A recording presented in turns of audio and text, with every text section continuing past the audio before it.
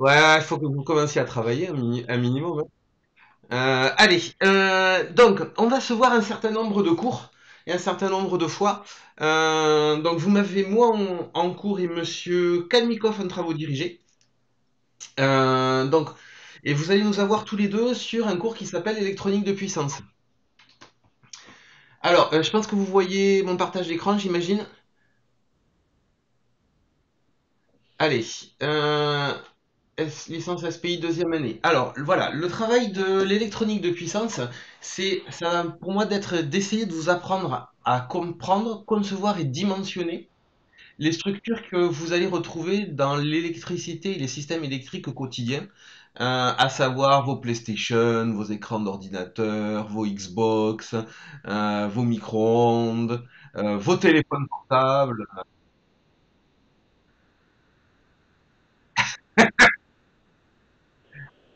Je vous laisserai choisir ce que vous voulez.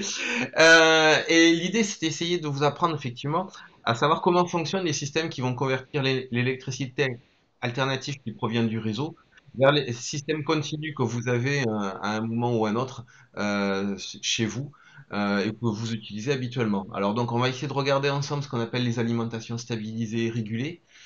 Ensuite, la structure de base qu'on utilise dans la totalité des alimentations, c'est-à-dire les structures de conversion DC-DC, qu'on appelle aussi les hacheurs. Et ensuite, on essaiera de regarder les cascades de convertisseurs, c'est ce qu'on appelle les alimentations flyback et forward. Donc en général, la forward, on y arrive difficilement, mais on arrive à faire la flyback. Donc voilà. Alors, comment je vais vous évaluer? Alors, je suis un emmerdeur, hein, donc j'assume parfaitement la situation, on est bien d'accord.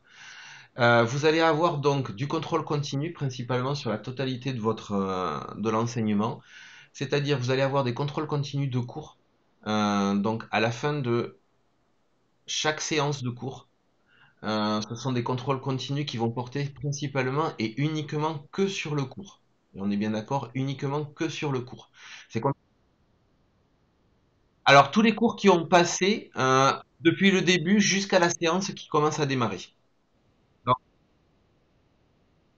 Ah non, non, non. Alors, si tu lis attentivement, ça commence, c'est sur tous les cours à partir de la quatrième séance. Donc on a trois séances entièrement tranquilles. Enfin, vous avez trois séances entièrement tranquilles pour commencer à vous habituer, commencer à vous entraîner.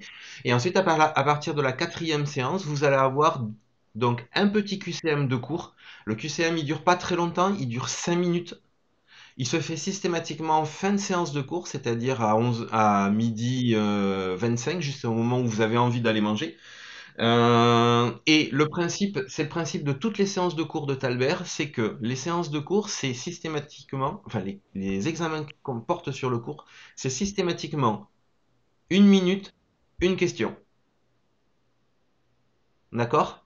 Donc ne soyez pas surpris, c'est toujours une minute, une question. Il y a juste une question qui dure un peu plus longtemps dans la totalité des cours. Il y en a juste une qui est un peu plus longue, mais systématiquement, vous aurez un temps de une minute pour répondre à la question que je vous pose. Alors les questions, ça peut être des questions de définition. Donc c'est-à-dire remplir, vous avez une définition qui est sur laquelle il manque des mots, donc c'est à vous de remplir les mots. Ça peut être une formule qu'on vous demande de sortir. Ça peut être éventuellement une méthodologie que je peux vous demander. Euh, la plupart du temps, ça reste quand même plutôt de la définition. Donc là, il va falloir impérativement que vous appreniez votre cours et que vous l'appreniez régulièrement. Donc, sachant que ce contrôle continu de cours, il va correspondre à 20% de votre note finale. Et ensuite, vous allez avoir donc trois gros contrôles continus qui vont durer environ 45 minutes à chaque fois, qui vont représenter 80% de la note finale. Donc, en général, alors attends, je termine. En général, le premier contrôle continu, c'est un contrôle continu qui porte principalement, simplement et uniquement sur les mathématiques. Le deuxième porte principalement sur mathématiques plus les premières définitions de structure. Et le dernier, c'est un truc généraliste qui ressemble un peu classiquement à ce qu'on a dans les examens finaux. Vas-y.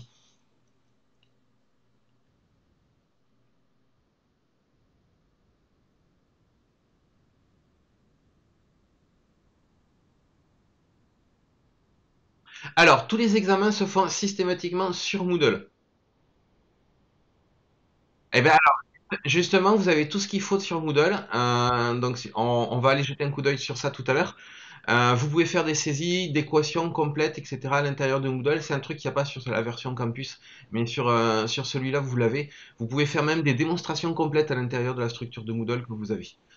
Donc effectivement, il y a un peu plus il y a un peu plus de formulation et de structuration que vous avez sur le campus. Vous avez même des outils de dessin. Ça peut faire partie éventuellement des questions. Des outils de dessin, par exemple, lorsqu'on vous demande la représentation d'un schéma électrique, comment vous représentez votre schéma électrique d'une alimentation flyback. Voilà, vous pouvez dessiner directement sur certaines questions pour donner la représentation que vous avez euh, comment vous connectez vos différents composants à l'intérieur de la structure. Vas-y.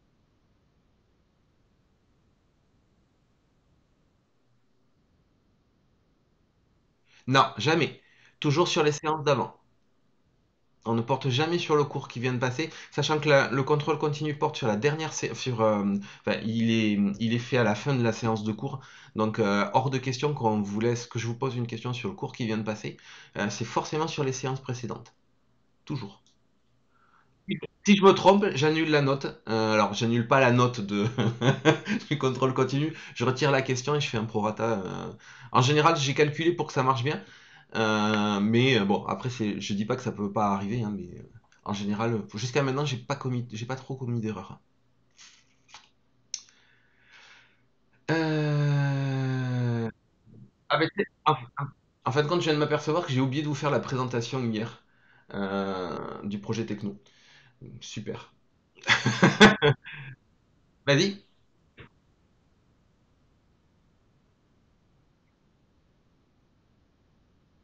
Ouais, tout à fait. Ouais, alors justement, alors si vous avez remarqué, je vous affiche la page. Alors, en fait, le Moodle que vous avez là, la structuration de la formation change l'année prochaine. Donc, en fait, l'année prochaine, tous les cours d'électricité au sens générique de l'électricité, c'est-à-dire le cours de Monsieur Frouchier que vous avez eu au premier semestre, et le cours que moi je donne au deuxième semestre, c'est-à-dire en ce moment, au L3, il est regroupé sur la totalité des L2. Et le cours d'électronique de puissance des L2 que vous avez au semestre, plus le cours d'électronique de puissance que je donne sur les L3 au semestre précédent, il est regroupé entièrement sur la structuration des L3. Donc ça veut dire que l'année prochaine, L2 c'est électricité, L3 c'est électronique de puissance. Ce qui fait que la structure que vous avez là, c'est déjà la structure quasi complète de l'année prochaine.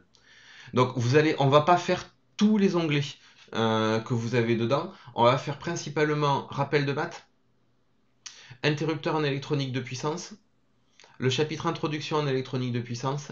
On va sauter les structures de base parce que ça c'est un truc que je faisais habituellement chez les L3, mais c'est ce qu'on fera l'année prochaine avec vous. Et on fera les différents types d'alimentation et les alimentations à découpage. Donc ça veut dire que vous l'année prochaine, parce que vous allez forcément réussir, sinon je vous frappe et je vous jette des objets dessus, euh, vous aurez déjà fait les chapitres rappel de maths, interrupteur en électronique de puissance, introduction à l'EP, différents types d'alimentation et alimentation à découpage. Donc vous aurez un petit avantage sur vos collègues. On rajoutera structure de base en électronique les structures de base de conversion directe. Donc, à l'intérieur de la structure de cours, vous avez systématiquement, si j'ouvre un des chapitres de cours, vous avez systématiquement le chapitre de cours en tant que tel. Donc là, on va faire aujourd'hui les mathématiques appliquées à l'électronique de puissance. Et immédiatement en dessous, vous avez un mini QCM d'entraînement, donc qui va vous permettre donc de réviser normalement la totalité des questions du chapitre correspondant. Donc il s'appelle à chaque fois systématiquement évaluation CM avec le nom du chapitre. Et donc ça, vous l'avez pour tous les chapitres de cours. Donc ce qui va vous permettre de vous entraîner pour les fameux QCM de cours. Vous pouvez le refaire une fois, 10 fois, 100 fois, 1000 fois, autant de fois que vous voulez. Au contraire, je vous invite plutôt à le faire régulièrement pour bien vous en souvenir. Sachant que si vous regardez attentivement ce qu'il y a écrit, il y a systématiquement euh, quelques questions et il y a des blocs de 50 à 100 questions à chaque fois. Donc ça c'est vrai pour rappel de maths, c'est vrai pour les interrupteurs en électronique de puissance. Euh, Donc vous avez le chapitre de cours ainsi que le chapitre d'évaluation et ensuite en dessous vous avez même des TD que ne fait pas Monsieur que ne fait pas Monsieur Kalmikov. Donc ça vous permettra de vous entraîner encore un petit peu plus. L'introduction à l'électronique de puissance, pareil, chapitre de cours, ensuite le questionnaire correspondant. Structure de base d'électronique de puissance, c'est celui que vous aurez l'année prochaine, hein, mais vous voyez, il est déjà quasiment entièrement rempli. Il faut que je remplisse les différents types d'alimentation et les alimentations à découpage, mais ça on le verra, on a encore quelques semaines. C'est après les vacances de février, donc j'ai encore un peu de marge. C'est bon pour cette partie-là? Alors, donc ce que je vous disais, on va principalement commencer par aujourd'hui par les mathématiques et les méthodologies de résolution. Donc, vous avez normalement, vous êtes aussi inscrit à un autre cours qui s'appelle mathématiques et EEA. Alors, alors je clique dessus. Je vous invite à vous entraîner aussi sur ce chapitre qui s'appelle mathématiques et EEA. Alors dedans, vous avez de la trigo, vous avez des nombres complexes, des équadifs, de l'intégration, des séries de Fourier, des transformés de Fourier, et ensuite l'entraînement pour rentrer des équations. Alors, officiellement, moi, quand j'arrive à ce moment-là, je considère que tout ce qui est donné là, sauf série de Fourier, transformé de Laplace, et une demi-intégration, je considère que les chapitres de trigonométrie, de nombres complexes, de différenciation et équations différentielles, c'est quelque chose qui est censé être acquis. Si vous avez des doutes sur vos connaissances, ayez toujours des doutes. C'est comme pour le reste. Vous avez systématiquement un chapitre de cours et un chapitre pour tester ce que vous avez appris sur la trigonométrie. Alors dans ce cas-là, c'est la trigo. Ou éventuellement tester la partie sur les nombres complexes ou tester éventuellement les dérivations et les équations différentielles. Donc si vous voulez, vous avez besoin de vous entraîner parce qu'effectivement vous avez des doutes encore, surtout n'hésitez pas à le faire et faites-le. Moi je vous invite vraiment à le faire parce qu'en fait, le problème de l'électronique de puissance, c'est que je vais utiliser plein de notions de mathématiques, plein de notions d'électronique et si effectivement vous les maîtrisez pas forcément, ça risque de bloquer à un moment ou à un autre. Donc n'hésitez pas à les faire petit à petit. Alors principalement, moi je vais commencer par équation différentielle différenciation et équation différentielle aujourd'hui. Donc effectivement, c'est plutôt ce chapitre-là qui va vous intéresser. Et comme je vous le dis, ça fait partie des choses que vous devez savoir faire les yeux fermés. D'accord? Vous ne devez jamais être bloqué à cause des mathématiques. Que vous soyez bloqué éventuellement par un problème d'électronique de puissance parce que effectivement la formulation de Talmer est un peu particulière et ce genre de choses, pourquoi pas? Ça, je veux bien le concevoir, mais pas, les mathématiques ne doivent pas vous bloquer. D'accord? Vous ne devez pas rester coincé parce que vous savez pas, par exemple, vous avez une équation différentielle à l'intérieur d'un circuit électrique et vous savez pas exactement le sortir, vous savez pas comment vous devez faire le calcul. Ça doit se faire en un claquement de doigts. À l'identique des questions de cours d'électronique de puissance, je dirais que c'est presque une minute par question. D'accord? Donc s'il vous plaît, entraînez-vous. N'hésitez pas. Vous avez du temps cette semaine, donc je pense que c'est le moment de le faire à un moment ou à un autre. Et dernier truc, ce que me posait comme question Amar, c'est effectivement comment faire pour saisir dans Moodle des équations.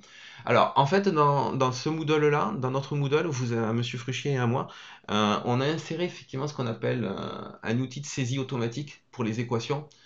Alors, je vous montre à quoi ça montre. À quoi ça montre, pardon. Je vous montre à quoi ça ressemble, pardon.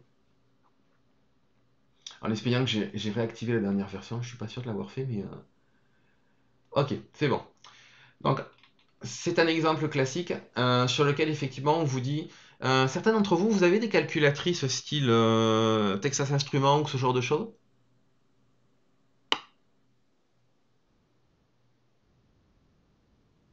Ouais. Alors quand vous allez devoir justement saisir des équations, euh, comme d'habitude, vous allez avoir des champs. Donc là, on vous demande de taper une équation simple.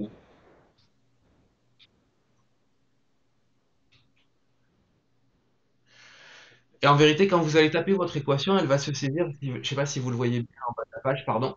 Elle va se saisir quasiment instantanément. Donc par exemple, si je veux écrire x indice 1, donc vous avez une syntaxe underscore 1, et paf, ça va se saisir automatiquement. Par exemple, donc je vais reprendre cette expression-là. Alors, je sais pas si je l'ai autorisée. Euh, donc, par exemple, si vous avez besoin d'écrire des indices ou des exposants, non, j'ai pas. Ah si. Euh, x au carré, par exemple. Donc vous avez toute une petite syntaxe que vous pouvez utiliser. Donc là, c'est sur des saisies simples. Vous avez des saisies parfois un peu plus compliquées sur les équations différentielles, les intégrales et ce genre de choses que vous pouvez saisir directement. En fait, à chaque fois que vous allez avoir une équation à saisir dans Moodle, euh, elle va s'afficher instantanément en bas du champ réponse. Donc, ce qui va vous permettre effectivement de saisir l'équation que vous avez à fournir à votre enseignant, que ce soit Monsieur Frouchier ou à moi. Donc, vous pouvez la taper directement. Là, c'est une saisie simple, c'est-à-dire simplement une formule. Mais vous avez la même version où vous avez éventuellement une démonstration à effectuer. C'est-à-dire vous avez le même champ, c'est un champ un petit peu plus vertical, qui est un peu plus grand, et vous pouvez saisir toute votre démonstration directement dedans. Donc voilà, n'hésitez pas à vous entraîner là aussi, parce que parfois, effectivement, peut-être dans les questions de cours, je vais vous poser une formule, et il va falloir peut-être saisir la formule. En général, j'indique en dessous syntaxe, indice, machin chose, exposant, lettre grecque, ou ce genre de choses. En général, je l'écris, mais peut-être que parfois ça peut m'arriver d'oublier de le saisir. Par contre, quand vous allez le saisir dans le champ réponse, automatiquement, ça va apparaître. C'est bon pour cette partie?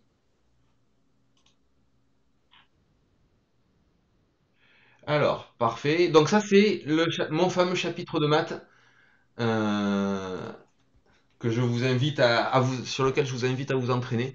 On fait des maths très simples en électronique de puissance. C'est pas très compliqué, mais bon, il faut juste le faire régulièrement et être sûr qu'on le fasse complètement. Alors, ce que je vous propose, on va passer sur Tonton Earpod. Hop, je vais le mettre en plein écran. Et je vous propose d'aller commencer le magnifique et premier cours de maths. Sachant que le code NIRPOD pour la séance c'est 29, N comme Noémie, B comme Bertrand et T comme Tiffany. 29 NBT.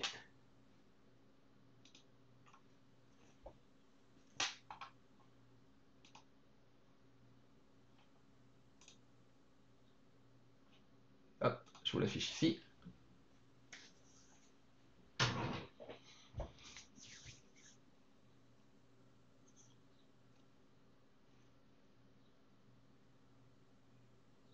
Alors à l'époque, effectivement, c'était le chapitre 2. C'est bon, vous êtes connectés?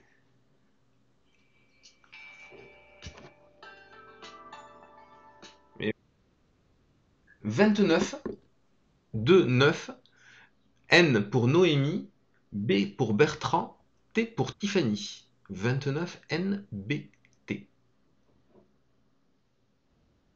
Ah oui, c'est vrai, j'aurais pu le saisir. Merci Dorian. Ou je sais pas qui. Oui, je crois que c'est toi qui l'as écrit sur le chat.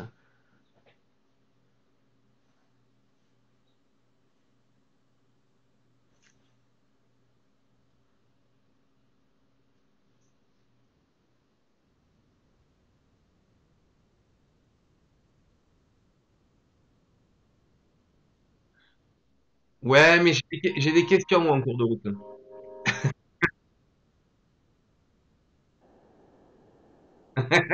Mais j'ai des questions moi aussi à fournir à l'intérieur, t'inquiète.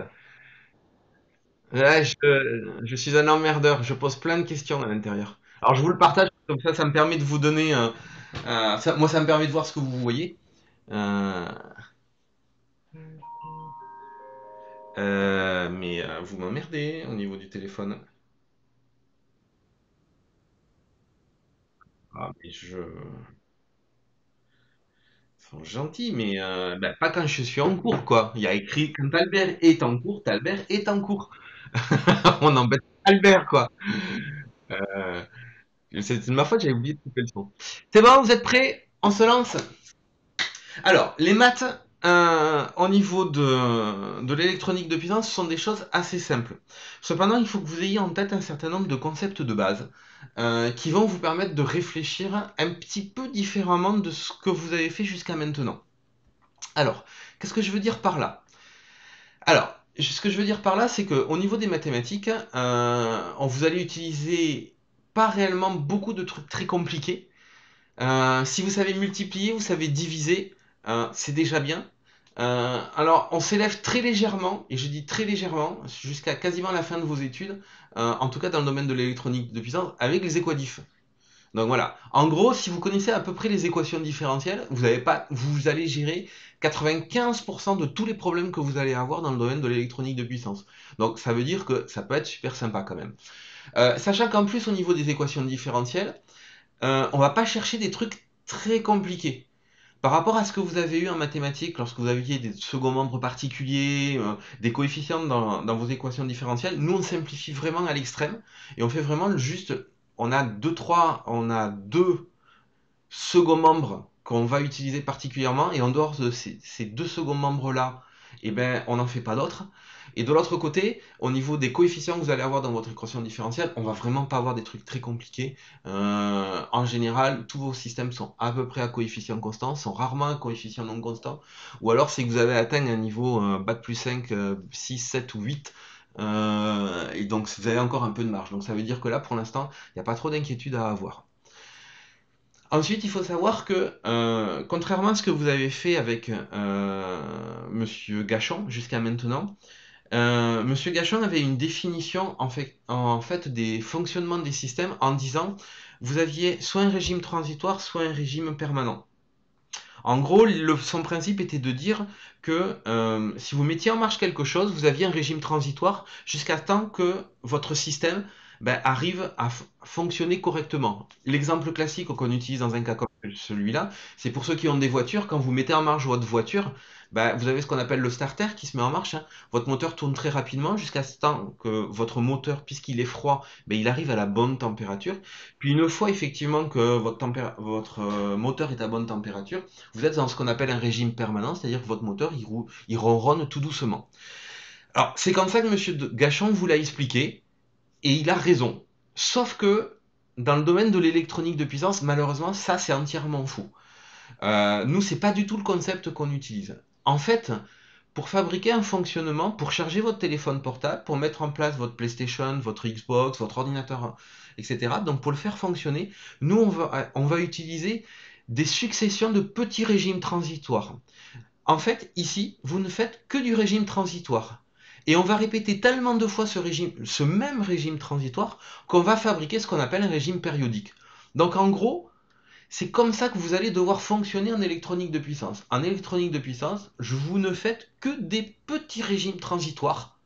Vous allez les répéter des millions et des millions et des millions de fois, et ça va vous permettre de mettre en marche votre ordinateur, ça va vous permettre de mettre en marche, de charger votre téléphone portable, ça va vous permettre de regarder, de jouer à un jeu vidéo, d'afficher sur vos écrans, ce genre de choses.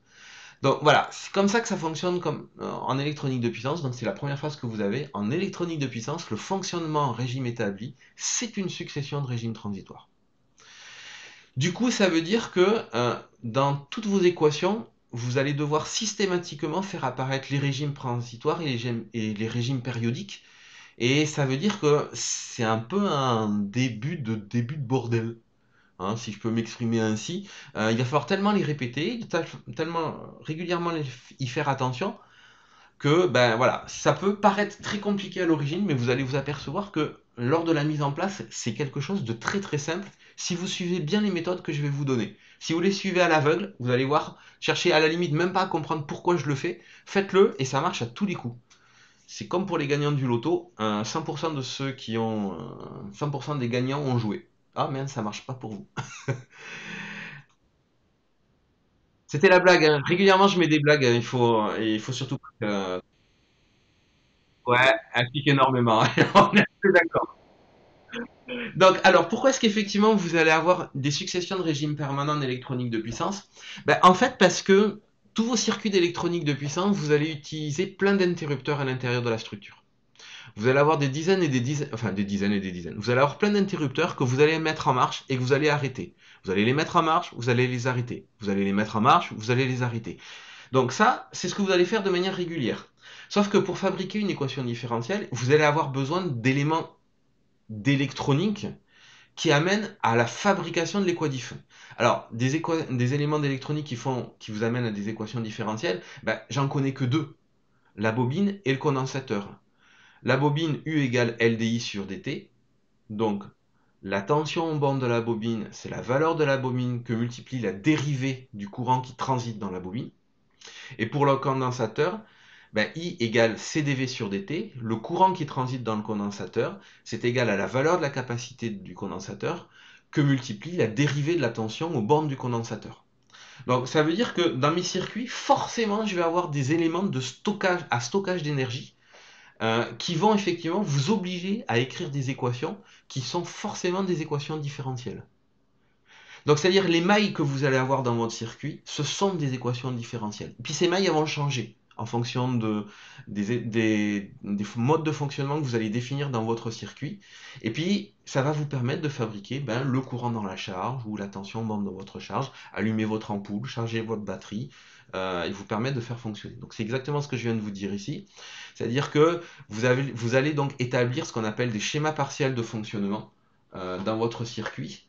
Ça veut dire que vous allez avoir un schéma de fonctionnement qui est discontinu dans votre circuit, parce que vous allez donc appliquer à l'intérieur de votre circuit des sources de courant ou des sources de tension de manière transitoire à une charge par l'intermédiaire d'un interrupteur. Donc la plupart du temps chez nous ça sera un transistor pardon, mais ça peut être aussi des diodes ou des thyristors ou des triacs. Donc vous voyez, on stocke un certain nombre d'éléments. Et comme que je vous disais, c'est ce que je vous disais, quand vous avez des éléments capacitifs ou inductifs à l'intérieur de votre circuit, forcément vous allez avoir des mises en équation qui vont ressembler à des équations différentielles. Alors, je commence. Allez, c'est mes petites questions du jour. Vous avez en haut à droite un petit schéma. Si vous cliquez dessus, le voilà le schéma. Donc une source alternative, une diode, une bobine et une résistance. La question c'est si je vous propose ce schéma-là, qu'est-ce que vous pouvez me dire sur le nombre d'états de fonctionnement que vous pouvez avoir sur votre circuit?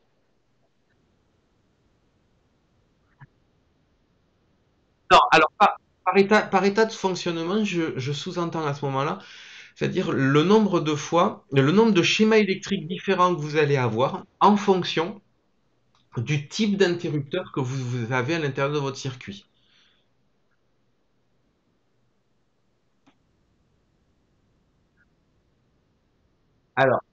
Alors, en gros, vous avez, alors, si je reprends le petit schéma que vous avez ici, d'accord. Donc, une source alternative, 230 volts 50 Hz, une diode, une bobine et une résistance. Donc maintenant, par état de fonctionnement, je vais sous-entendre, je vais imaginer que vous allez me donner, euh, vous allez me dire, pardon, combien de schémas électriques différents vous pouvez faire en fonction de l'interrupteur que vous avez dans votre circuit. Un interrupteur, par définition, ça se met en position on ou ça se met en position off. Ça n'a pas d'état intermédiaire. On est d'accord. Donc maintenant, la question, c'est de savoir, est-ce que dans un circuit comme celui-là, vous avez un élément de l'électronique qui peut ressembler pour vous à un interrupteur comme celui que vous avez chez vous, qui allume la lumière ou qui éteint la lumière?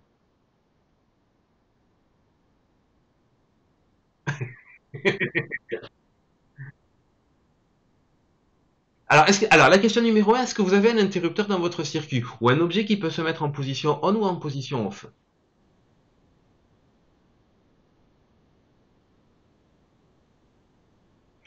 Alors, en fait, dans ce circuit-là, vous avez un seul et unique interrupteur en tant que tel, c'est la diode.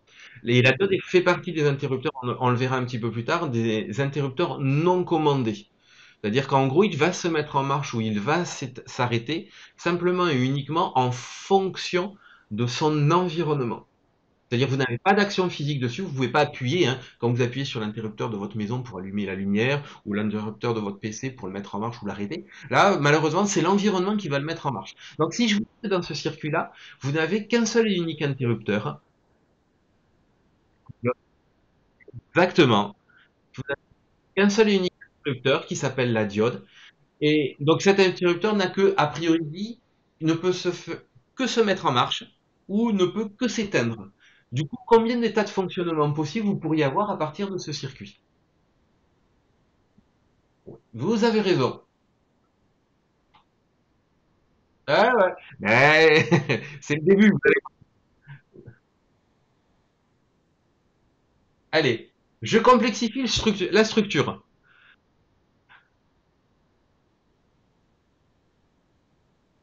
Alors, cette fois-ci, je vous ai aidé pour le premier, je vous aide pas pour celui-là.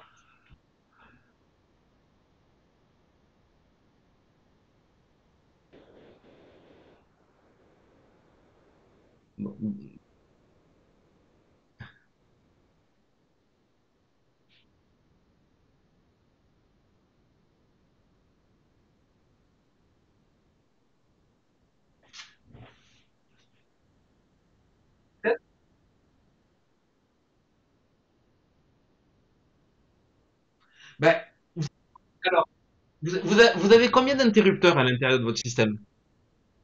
4. Combien d'états de fonctionnement par interrupteur? Donc 2 fois 2 fois 2 fois 2. 2 fois 2, 4. 4 fois 2, 8. 8 fois 2, 16.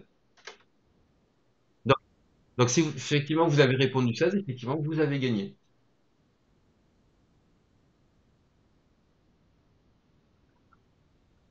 Oh, ne t'inquiète pas, on verra ça plus tard. Chaque chose en son temps. Je te- Mais tu as raison, ce que je suis en train de dire est potentiellement faux. Mais pour l'instant, je vais simplement et uniquement m'intéresser aux états sans me préoccuper de la physique associée. T'inquiète. À la fin de la séance, on va parler méthodologie, tu vas voir. Donc là, on est d'accord. Vous reconnaissez un certain nombre d'éléments que vous avez déjà vus, entre autres avec Monsieur Fruchier, entre autres le transformateur au centre. Donc vous avez remarqué que par rapport au schéma que vous avez donné Monsieur Fruchier en format de transformateur, j'ai changé un petit peu la structure. Je lui ai donné une entrée, c'est celle qui est connectée au réseau, et je lui ai fourni deux sorties sur lesquelles la charge, eh ben, c'est la résistance que vous avez au centre. C'est ce qu'on appelle un transformateur à point milieu. Donc là, même question, combien d'états de fonctionnement vous avez?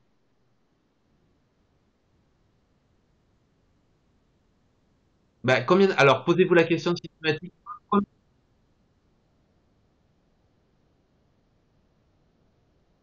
Gagné. Vous avez raison. Non, non, non. Non, les pièges, je les fais pas de suite. J'attends un peu. J'attends le chapitre 3 en général. J'attends le chapitre 3. Voilà. Et donc, voilà vos notes. Bon, alors moi, j'ai pris zéro, hein.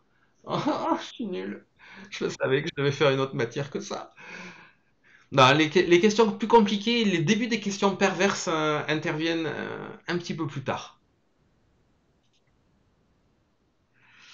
Allez, on va regarder le fonctionnement des équations différentielles. Est-ce que vous avez tous déjà vu les équadifs? Ouais, ouais. Ok, donc du coup, je vais pas forcément m'apesantir sur les manières de faire. Je vais donc du coup le prendre juste en mode rappel. On va avancer petit à petit, hein, assez rapidement. Du coup, si vous avez des doutes, alors c'est ce que je vous ai pas encore dit. Tout ce que je récupère, tout ce que j'ai fait, vous allez le récupérer sur la chaîne YouTube. Donc si vous avez besoin de regarder la vidéo parce que Talbert il a raconté une connerie ou éventuellement vous avez un doute au moment d'un examen parce que vous pensiez à un truc, n'hésitez pas à aller revoir les vidéos. Elles sont faites pour ça. Et donc elles sont livrées avec les blagues pourries.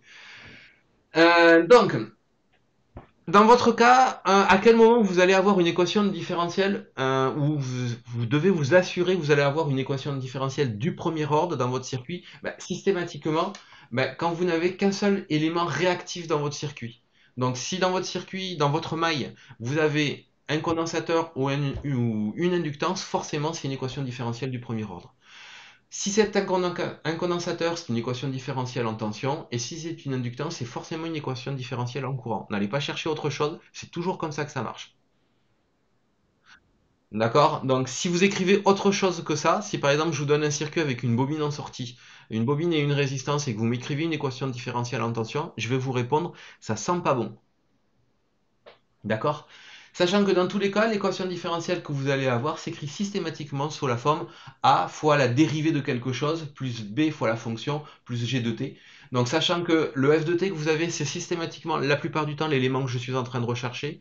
Donc dans le cas de l'équation différentielle en tension, ça va être la tension, la dérivée de la tension dans votre circuit. Donc ça, c'est pour la partie condensateur. Et votre f sera égal à un courant quand vous avez une inductance dans votre circuit. D'accord? Sachant que le G de T, ben, il sera fonction du circuit que vous avez, sachant que j'ai pas beaucoup de G de T, j'en ai que deux à voir. Enfin, vous en avez que deux à savoir en fait. Donc ça, dans tous les cas, c'est une équation différentielle. Votre résolution va se résoudre en trois étapes. Étape numéro un, détermination d'une solution générale. C'est ce qu'on appelle l'équation sans second membre. En étape numéro 2, détermination de la solution particulière. Et 3, détermination des constantes d'intégration. C'est en général là où vous allez pêcher. Alors, j'ai toujours un quiz hein, parce que je suis un emmerdeur. Donc, je reprends les mêmes circuits que j'avais tout à l'heure. Donc, je reprends exactement tous les mêmes. Et là, la question, c'est de savoir quel type d'équation vous avez. Quel est l'ordre de l'équation différentielle pour le courant dans la charge donc, que vous avez dans votre circuit. Donc là, je peux vous laisser faire. Je pense que ça doit... C'est pas très compliqué.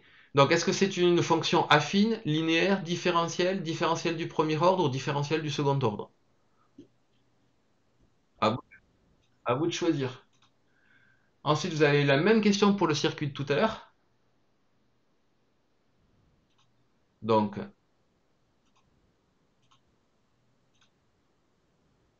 et ensuite, pour mon transformateur, même question, même remarque.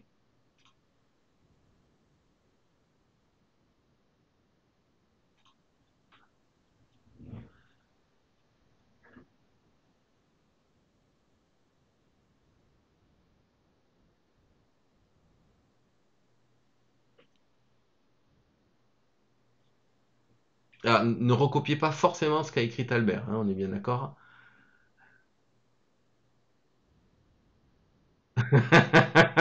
Non, en général, ce que je vais, c'est plutôt des conneries. Hein. C'est bon? Vous avez tous fait? Vous avez tous rempli?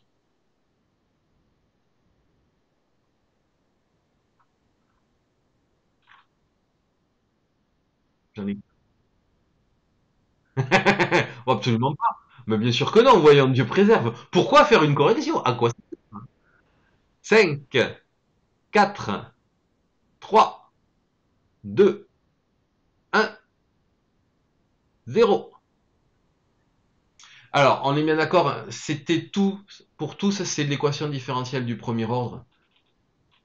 Hein, sachant que dans la première équation, vous aviez donc un circuit mono-alternance, donc surcharge résistive plus inductive. Donc effectivement, c'était bien une équation différentielle. Et donc vous alliez avoir a priori en courant. Dans le deuxième, c'est un redressement double alternance, donc sur charge capacitive.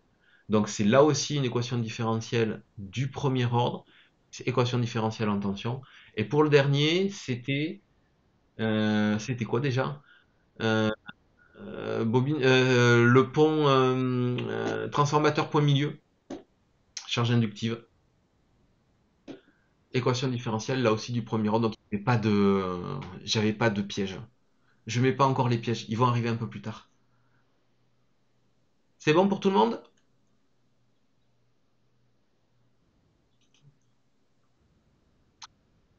Alors, donc on est d'accord, hein, l'équation de sans second membre, hein, vous virez votre second membre, donc votre équation différentielle qui s'écrivait tout à l'heure, AD2F sur DT plus B2F est égal à G de T, il faut vous supprimer votre G de T, donc vous allez vous retrouver sous une équation sans second membre, AD2F sur DT plus B2F de T égale 0. Ben, vous mettez votre df d'un côté, vos f de t de l'autre, ça veut dire que, ben, a priori, vous allez avoir une solution générale que vous allez créer sous la forme grand A exponentielle moins t sur taux. C'est comme ça que vous allez l'avoir. N'essayez pas de m'écrire autre chose à chaque fois que c'est du premier ordre. En général, c'est toujours comme ça. Enfin, en général, c'est toujours comme ça. Hein. Il n'y a pas de général. La solution particulière, alors en fait, les solutions particulières, c'est là où ça va être un pouillem plus compliqué dans un premier temps pour vous, mais vous allez voir, vous allez vous y habituer très rapidement. On n'en a que deux chez nous, d'équations de second nombre. En fait, les secomambres que vous allez avoir, c'est systématiquement les sources d'énergie que vous allez avoir dans votre circuit. Les sources d'énergie dans votre circuit, a priori, moi j'en ai que de deux natures différentes. Soit votre source d'énergie, elle est alternative, soit votre source d'énergie, elle est constante. Alternative, c'est la prise électrique que vous avez chez vous. Donc en gros, bah, effectivement, c'est le réseau électrique de RTE. Soit éventuellement votre source elle est constante, bah, ça c'est une pile. En gros, vous avez une pile, une batterie, un objet comme ça, un panneau photovoltaïque, ça ce sont des objets effectivement à source constante. Donc ça veut dire que dans tous les cas, vous n'allez avoir que deux second membres possibles dans vos équations, n'allez pas en chercher d'autres. Ce ne sont que la version où votre second membre est égal à une constante, parce que vous avez une pile ou une batterie dans votre circuit, soit votre second membre, il est alternatif, parce que vous êtes connecté sur le réseau. Pour tout le reste, laissez tomber, on n'en a absolument pas besoin en électronique de puissance. Donc, cas numéro 1, ben, j'ai une batterie à l'intérieur de mon circuit. Ça veut dire que votre second membre, ben, vous allez l'écrire sous la forme d'une constante, d'accord? Bah, ça veut donc dire que si vous recherchez la solution particulière dans votre circuit, bah, votre solution particulière, elle a forcément la forme de votre second membre. C'est quelque chose que vous allez écrire, f de p de t est égal à c, avec c égale constante. Habituellement, ce que vous faites, c'est que vous prenez ce second membre, puisque c'est une solution de votre équation différentielle, vous pouvez le remplacer dans votre équation différentielle, et normalement, ça doit la résoudre. Donc c'est exactement ce que je fais, je prends ma constante, je la remets dans mon équation différentielle dans mon circuit, ça veut dire dans un premier temps, je la dérive, ensuite je la divise par taux, et je dois l'égaliser à k. Bah, c'est exactement ce que je fais ici. La dérivée d'une constante, ça vaut 0. Je mets ma constante, je la divise par k, donc ça fait c sur taux, c sur taux est égal à k. Donc que vaut ma constante? Et bien dans mon cas, elle vaut k fois taux.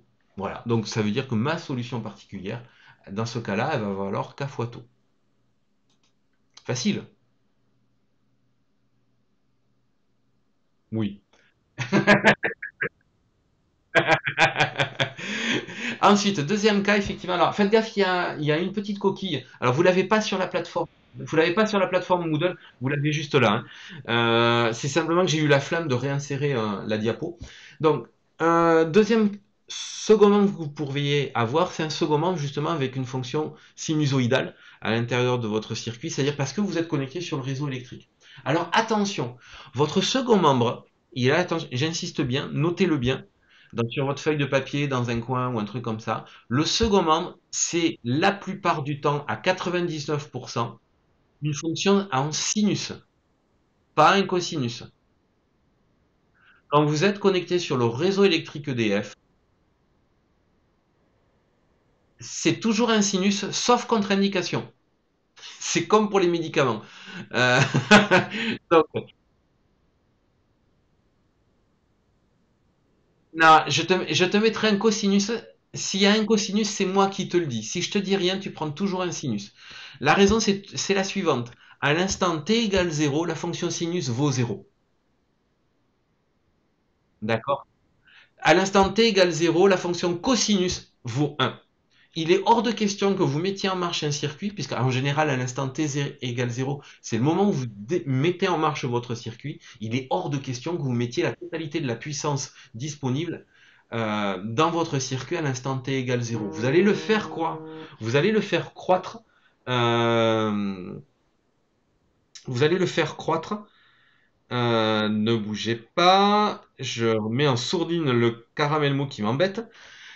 Euh, Vous allez faire croître effectivement cette grandeur-là au fur et à mesure que votre temps va augmenter. Donc il est hors de question que vous mettiez une grandeur, une grandeur importante dès le démarrage. Donc c'est pour ça que vous ne mettez jamais de fonction cosinus dans votre circuit et systématiquement une fonction sinus. Ben, non, c'est lié au fait que d'une manière générale, dans votre circuit, euh, si vous mettez la totalité de la puissance disponible dans votre système, vous allez forcément avoir si votre condensateur ou votre bobine sont vides, une demande énergétique particulièrement importante dans votre circuit. Donc ça veut dire votre condensateur, il faut imaginer que c'est une sorte d'aspirateur. Dès qu'il voit du courant ou dès qu'il voit de la tension, hein, en fonction que ce soit une bobine ou un condensateur ou une bobine, ils vont essayer d'aspirer un maximum d'énergie. un maximum de tension et un maximum de courant. Et donc, effectivement, vous allez voir des variations de courant et des variations de tension particulièrement importantes dans votre circuit. Ce qui fait que ça peut amener la plupart du temps à des destructions électriques. C'est pour ça qu'on commence toujours à l'instant t égale 0 par la mise en, à l'instant t égale 0 par la grandeur en tension ou de courant vaut 0. Jamais autre chose. Mais attention, hein, Talbert dans les TD est un pervers, hein. Donc ça veut dire dans les TD, forcément à un moment ou à un autre, je vais vous mettre, ce que vous allez faire avec Monsieur Kalmikov, je vais vous mettre des fonctions en cosinus, hein. Ne vous inquiétez pas, hein. Si je ne vous dis rien, si je ne vous dis rien, utilisez toujours la fonction sinus. S'il y a une perversion, la perversion est écrite. Ben, 0 c'est une constante, hein. Donc ça veut dire que tu n'as pas de source. Donc tu vois, c'est assez simple, hein. Ton équation différentielle, il n'y a pas de source dans ton circuit, ben, forcément ton second moment va valoir 0. Tu es connecté sur le réseau, c'est une fonction trigonométrique. Tu es connecté sur une batterie, c'est forcément une fonction constante différente de 0. Fastoche. Donc, donc, du coup, si vous êtes connecté sur le réseau électrique, votre second membre, c'est quelque chose que vous allez écrire sur la forme K sinus oméga t. Donc, votre second membre, ben, que la solution particulière que vous allez avoir dans votre structure, vous allez la rechercher systématiquement sous la forme A1 sinus oméga t plus A2 cosinus oméga t. Alors, les sinus et les cosinus, ça, c'est pas des abscisses, hein, ils sont bien en fonction, hein. Donc, et comme pour tout à l'heure, cette solution particulière, ben, elle porte bien le nom de solution particulière, ben, ça veut dire qu'elle peut vous permettre, elle est solution de l'équation différentielle. Donc, si vous la remplacez dans l'équation différentielle, elle devrait être égale à la fonction cosinus oméga t au second membre que vous avez. Donc, c'est exactement ce que je fais là. Je peux donc la remplacer dans mon équation, c'est-à-dire je vais la remplacer dans f de p ici qui est dérivé, dans f de p qui est divisé par tau à l'intérieur de mon circuit, et puis je vais effectivement répartir et séparer mes différents éléments. Donc dans un premier temps, je dérive, donc c'est ce que vous avez à gauche, donc la dérivée d'un sinus, la dérivée d'un cosinus. Ensuite, je divise par la fonction tau, et ça doit être égal normalement, si tout se passe bien, à k sinus oméga t dans mon circuit. Donc la dérivée d'un sinus, c'est un cosinus. La dérivée d'un cosinus, c'est un sinus avec un signe moins. Attention, vous avez à l'intérieur de votre système des oméga fois t, d'accord? Donc vous allez dériver par rapport au temps, donc ça veut dire que les oméga sortent de votre structure. Donc ça veut dire que la dérivée d'un sinus oméga t, vous allez l'écrire sous la forme oméga cosinus oméga t, on est d'accord? La dérivée d'un cosinus oméga t, vous allez l'écrire moins oméga sinus oméga t. Attention, ne vous trompez pas, hein. Donc, ensuite, vous le divisez, votre second membre, par un taux, et vous allez factoriser de part et d'autre par le cosinus et par le sinus. C'est exactement ce que je fais sur la dernière ligne. C'est-à-dire, côté gauche, je factorise par tous les éléments qui ont un cosinus. Donc, cosinus oméga t, facteur de A1 oméga plus A2 sur taux. Je factorise aussi par les sinus. Donc, qu'est-ce que tu comprends pas? Et ça, c'est quoi? Ben, regarde l'équation que tu as. A1 oméga cosinus oméga t moins A2 oméga sinus oméga t. Pardon? Ah, alors ça, tu te démerdes. Tu vas faire ton chapitre de maths. Ça, c'est considéré comme un acquis, hein. Là, mon garçon, t'arrives, tu dois savoir. Si tu sais pas, ben, il va falloir que tu t'entraînes sur la trigo, hein. Si la dérivée d'un sinus, c'est un cosinus, et la dérivée d'un cosinus, c'est un sinus, avec des signes, avec des éléments. Donc ça, tu t'entraînes. Là, je ne reviens pas sur... Ça, c'est un acquis, hein, pour moi. Donc, ne me demande pas, faut que tu t'entraînes si tu le sais pas. Donc, la factorisation, par contre, si tu regardes attentivement dans l'équation que j'ai un cosinus oméga t facteur de A1 oméga, et là, ici, à droite, j'ai un cosinus oméga t que multiplie un A2 que divise tau. Donc, je peux factoriser par cosinus oméga t, et à ce moment-là, effectivement, je vais avoir cosinus oméga t facteur de A1 de oméga plus A2 sur tau. Je peux faire la même chose avec le sinus et je vais avoir une formulation à peu près identique, enfin en tout cas qui se ressemble, c'est-à-dire un coefficient A1 qui divise tau moins A2 de oméga. Et ça va être égal à votre K sinus oméga t. Et donc ce que vous allez faire ici à ce moment-là, c'est votre objectif, c'est de déterminer les constantes A1 et A2 que vous avez dans votre solution particulière. Et donc du coup, vous avez une équation donc à deux équations, deux inconnues, et vous faites ce qu'on appelle une identification. C'est-à-dire que si je reviens sur le schéma d'avant, pardon, sur l'équation d'avant, si vous regardez attentivement, dans mon circuit, enfin dans mon équation, pardon. Euh, Côté membre de gauche, j'ai un cosinus et un sinus. Côté membre de droite, je n'ai qu'un sinus. D'accord? Ça veut dire que si on vous demande de déterminer A1 et A2 dans le circuit, ben, la détermination des coefficients A1 et A2 que vous allez avoir dans votre circuit, ben, si je regarde à droite, le membre de gauche doit être égal au membre de droite, ben, j'ai pas de cosinus à droite. D'accord? Ça veut donc dire que A1 de oméga plus A2 de sur tau doit être égal à 0. D'accord? J'ai un moment de doute chez mes... D'accord. Et ensuite, de l'autre côté, votre A1 sur tau moins A2 de oméga doit être égal à K. Ça veut dire que vous allez vous retrouver du coup avec un système à deux équations, deux inconnus. Donc deux équations A1 de oméga plus A2 sur tau qui est égal à 0. Et ensuite la deuxième équation A1 sur tau moins A2 de oméga est égal à K. Et ça, ces deux équations vont vous permettre de déterminer A1 et A2. C'est bon?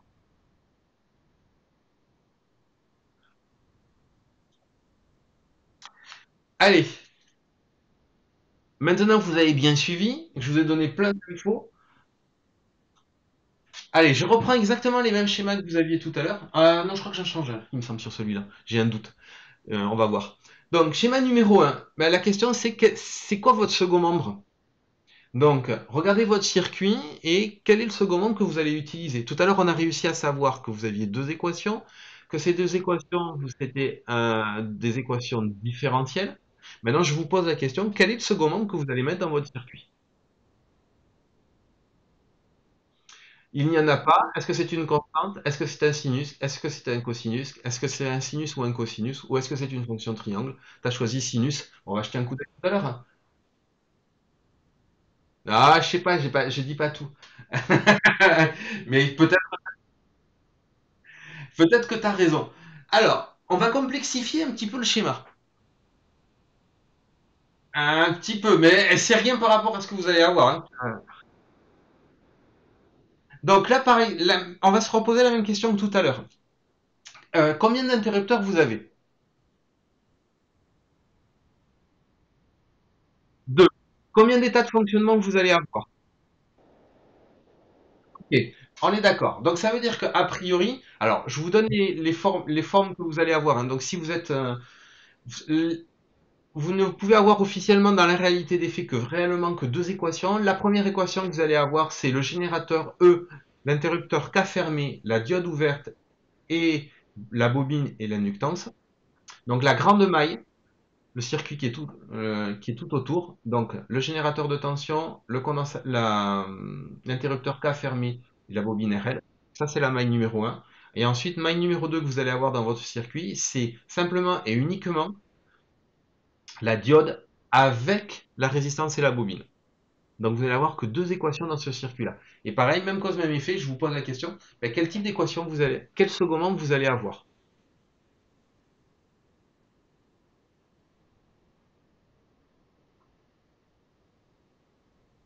Sachant que on est bien d'accord de ce qu'on a dit tout à l'heure, vous ne pouvez en avoir que deux formes. Soit vous avez une pile, soit vous êtes connecté au réseau. Donc là, bah voilà, pas trop mal ça. Bah, il y a des...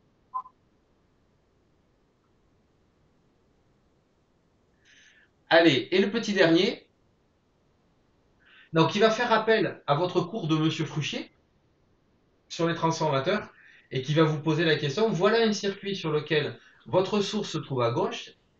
Entre les deux, vous avez un transformateur et donc effectivement, vous avez votre résistance qui se trouve là, dans votre circuit. Question, quel est le second membre que vous allez avoir?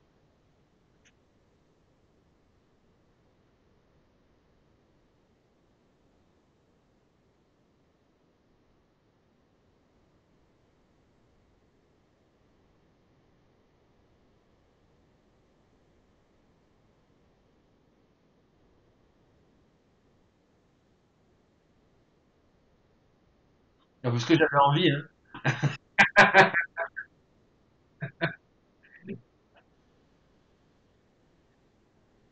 Et donc, qu'est-ce que vous avez? Alors, un transformateur, ça transforme quoi en quoi?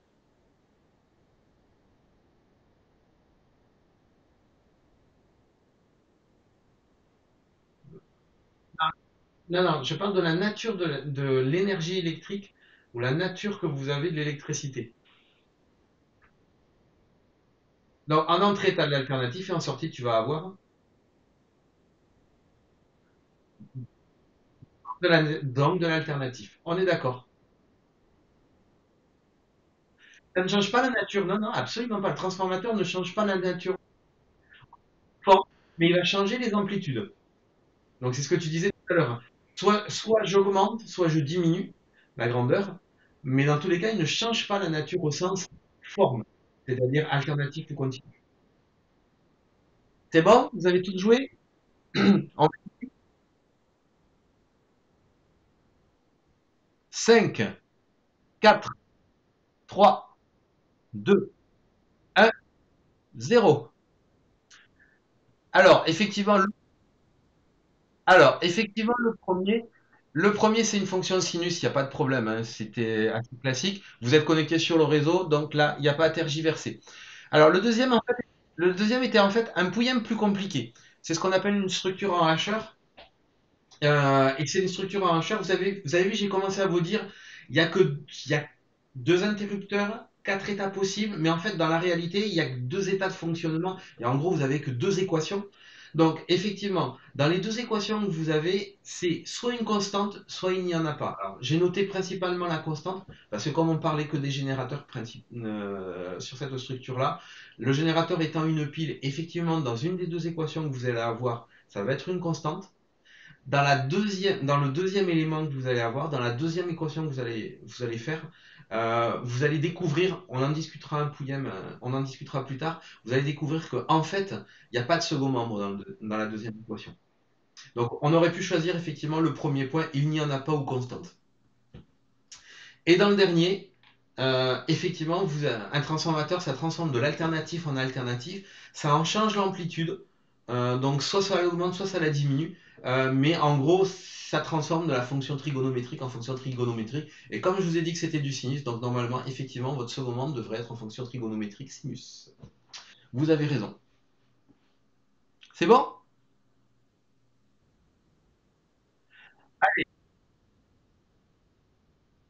Ouais, mais moi je vous ai dit, hein, vous allez vous apercevoir qu'il y a franchement pas grand-chose à savoir, hein. C'est une fois que vous savez à peu près ça, par contre vous avez commencé à voir que je fais appel quand même à plein de notions. Ça rapporte plein d'argent actuellement, donc n'hésitez pas. Mais après je vends mon métier, je vais forcément dire que c'est mieux que tout le reste. On est les meilleurs en électronique de puissance. Alors ensuite, effectivement, votre solution de l'équation différentielle que vous allez avoir, ben, effectivement, ça va être la somme de l'équation sans second membre plus la solution particulière. Donc si je vous demande un courant dans une charge, ben, vous aurez votre solution de l'équation sans second membre avec l'exponentielle et votre solution particulière de l'autre côté. Et après, effectivement, il vous restera à déterminer les constantes d'intégration de votre système. Et là, ça va dépendre effectivement du circuit que vous avez et de ce qu'on vous donnera à l'intérieur de votre circuit. Sachant qu'il faudra bien que vous pensiez à un certain nombre de choses. Euh, Si vous avez des éléments à stockage d'énergie dans votre circuit, mais ça c'est obligatoire puisque vous avez eu des équations, donc des bobines ou des condensateurs, il sera intéressant pour vous d'avoir l'information de la charge à l'instant t égale 0 de la bobine et de la charge du condensateur. D'accord? Et de l'autre côté, n'oubliez jamais que le courant dans un circuit électrique, il ne peut pas et il ne doit pas subir de discontinuité. D'accord? Vous ne pouvez pas passer d'une valeur de courant à plus 10 à moins 10. Ça marche pas, ça n'existe pas, hein. C'est impossible. Ou alors vous allez détruire votre circuit d'électronique.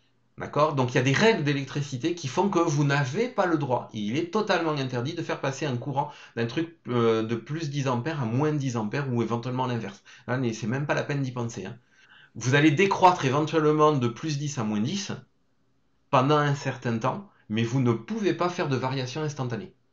Donc, toute personne qui pourrait envisager de faire ça, quand vous allez chercher votre constante d'intégration, recherchez dans un premier temps effectivement les conditions initiales de votre circuit.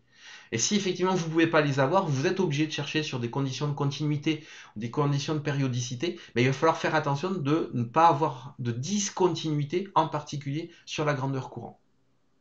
D'accord? La tension, on s'en fout, elle peut varier. Mais le courant, ça, c'est pas possible. Sinon, vous allez tout péter. Ah, ça peut être sympa, hein, ça fait fumette après dans les circuits. Euh, Bon, et là je vais aller un pouillem plus vite hein, sur les seconds ordres, parce que d'une manière générale, les seconds ordres, même si dans les circuits que je vais vous donner, je vais faire des équations en second ordre, hein, on est bien d'accord, dans les circuits que je vais vous donner au niveau court, il va y avoir régulièrement du second ordre. Dans les travaux dirigés, la possibilité pour que vous ayez un second ordre, c'est que vous m'avez agacé. Puis comme je vous trouve sympa, a priori, il y a peu de chances que ça arrive. Donc les second ordres, c'est vraiment effectivement des trucs assez compliqués à mettre en œuvre. Ça nécessite de faire très attention et ça nécessite surtout que j'ai un peu plus d'heures de TD. Et je trouve que vous en avez pas assez. Donc, en général, je vous embêterai quasiment jamais avec les seconds ordres. D'accord? Donc, donc, ouais, vous êtes censé. Alors, en théorie, vous êtes censé savoir le faire. On est bien d'accord. Hein. Alors, donc, à quel moment vous avez des équations du second ordre? La plupart du temps, vous allez avoir des équations du second ordre quand dans un circuit, effectivement, vous avez une bobine et un condensateur. Ça, c'est automatique. Sachant que l'expression que vous allez avoir à ce moment-là, c'est une expression que vous allez avoir en V carré, en dérivée seconde de V, ou dérivée seconde du courant, ou en dérivée de la charge. Donc c'est les trois variables que vous allez utiliser. Alors il existe quand même des cas particuliers où vous avez la possibilité d'avoir des seconds ordres. C'est quand vous avez deux bobines et deux condensateurs dans deux morceaux de mailles différentes de votre circuit. Donc ça arrive. C'est des trucs à la CON. Ultra pénible à gérer. Et c'est par contre typiquement des trucs que je ne mets jamais dans vos énoncés. Donc même si c'est écrit ici, ça n'apparaîtra jamais. D'accord? Donc là, ça c'est cool pour vous, pas d'inquiétude à avoir. Dans tous les cas, votre équation différentielle, c'est quelque chose que vous allez écrire sous la forme AD2F sur DT2, plus B2F sur DT, plus C2F est égal à G2T. Et comme pour tout à l'heure, hein, c'est exactement, on reprend les mêmes règles. Si vous avez des condensateurs, c'est de la tension. Si vous avez des bobines, c'est du courant. Mais dans votre cas, effectivement, il va falloir fabriquer des équations différentielles en dérivée seconde de courant ou dérivée seconde de tension. Donc il va falloir mélanger vos objets, etc. Et de la même manière que le second membre, soit c'est du continu, soit c'est de l'alternative en fonction de votre circuit. Les étapes sont à peu près identiques, sont identiques à ce que vous aviez tout à l'heure. Équation, détermination d'une solution générale, équation sans second membre, et détermination des solutions particulières et des constantes d'intégration. Fastoche. Allez, petit jeu, comme d'habitude. Alors celui-là, en général, tout le monde la déteste. Ceci est ce qu'on appelle un thyristor. Donc ça se met en marche, c'est comme une diode, mais vous ne pouvez que le mettre en marche, jamais l'arrêter. Et dans le circuit que je vous donne, je vous propose un condensateur et une résistance et une bobine. Et puis la question est, quel type d'équation différentielle vous avez? Ah pardon, excuse-moi. RL, elle est, voilà, elle est dans la bobine. Voilà, c'est une véritable bobine, exactement. Comme celle que vous aviez dans le module Plex que je vous ai fait en TP. C'est un interrupteur.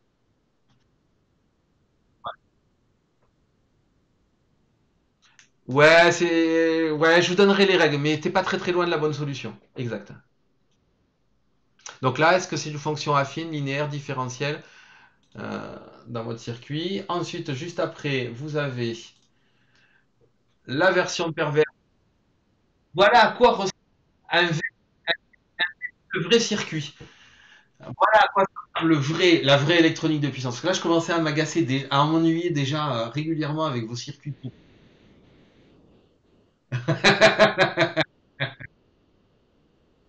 Là, c'est ce qu'on appelle une alimentation flyback. C'est ce que vous avez dans vos ordinateurs. Et il manque juste la conversion alternative continue que j'ai supprimée de votre circuit. Donc, une capacité. Le schéma est un petit peu différent de la valeur du schéma électrique de la capacité que vous connaissez. C'est parce que le transformateur, il a de l'acné. Le transformateur a de l'acné.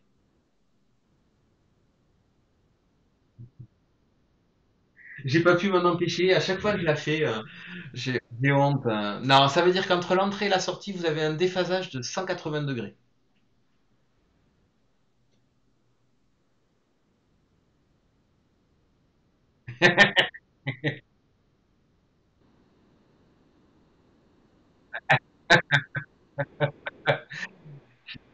C'est, c'est- à la fin du semestre, ça, vous allez être capable de le faire parfaitement. Avec la version plus compliquée, parce qu'il y a devant, il y a le générateur alternatif et il y a les diodes. Ouais, mais psychologiquement, il faut que je vous apprenne à ne pas avoir peur vis-à-vis de ce style de circuit. Si vous êtes effrayé par ça, aïe aïe aïe. Donc je refuse que mes étudiants soient effrayés. Ah, tiens, je vais faire le dernier. Il y a quelques jolies fautes d'orthographe qui traînent quand même. Alors, et vous en avez même encore un autre pour un train.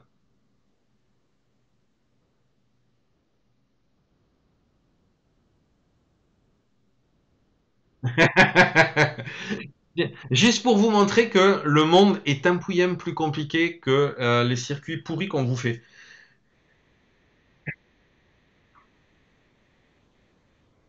Non, ouais, c'est pour ça. Le monde est quand même largement plus compliqué que ce que vous avez.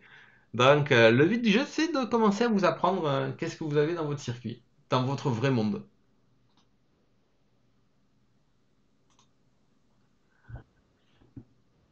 Allez, 5. Ouais, RLE, résistance, bobinage et force contre-électromotrice. Ouais, tout à fait. C'est pour ça que je parlais de train, hein. Et j'ai écrit caténaire sur le côté gauche.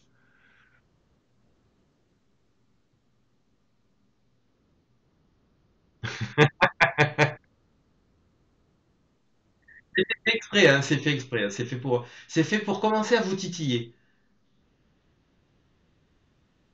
Ouais,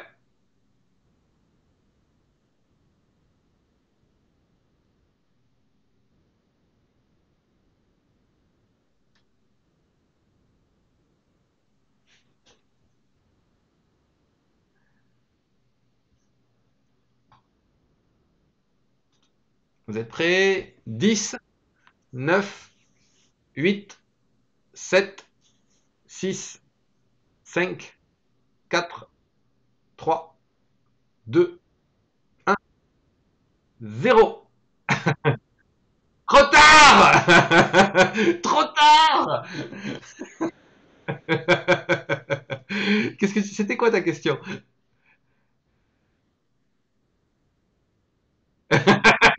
Vas-y Arcade, pose-la ta question.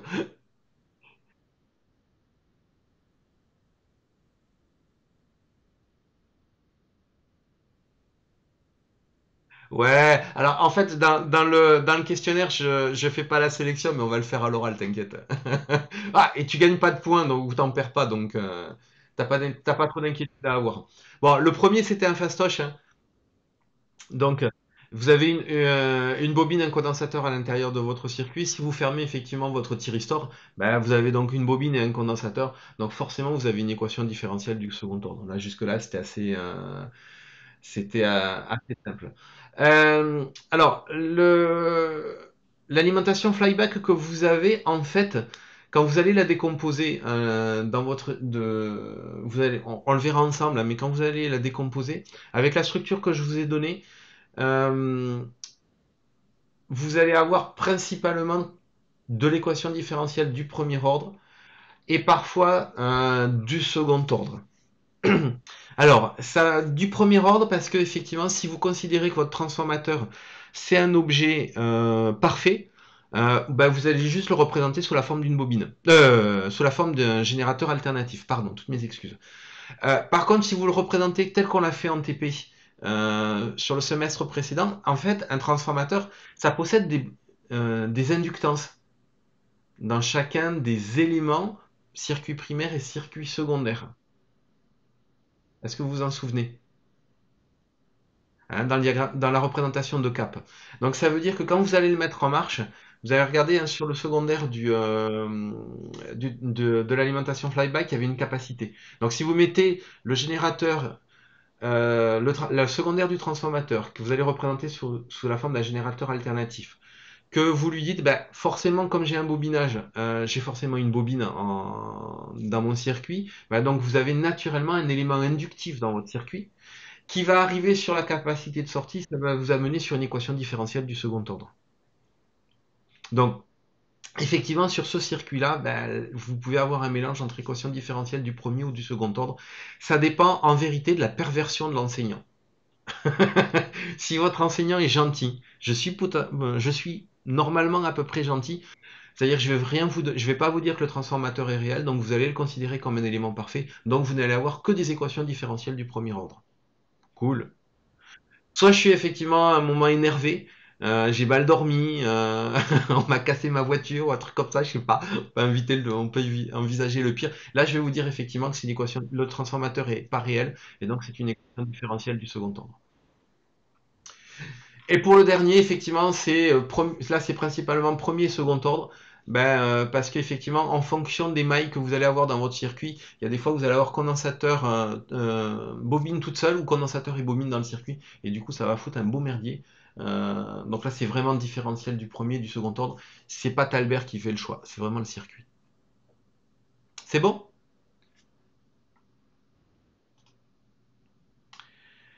Bon, alors après, effectivement, je sais pas si vous vous en souvenez, l'équation sans second, oui, l'équation sans second, ben, ça va dépendre en vérité de l'équation caractéristique de votre système. Si votre équation caractéristique de votre système, ben, elle est positive, vous allez l'écrire sous la forme 1 exponentielle R1 de t plus A2 exponentielle R2 de t. Donc je rappelle que l'équation caractéristique, c'est le AX, c'est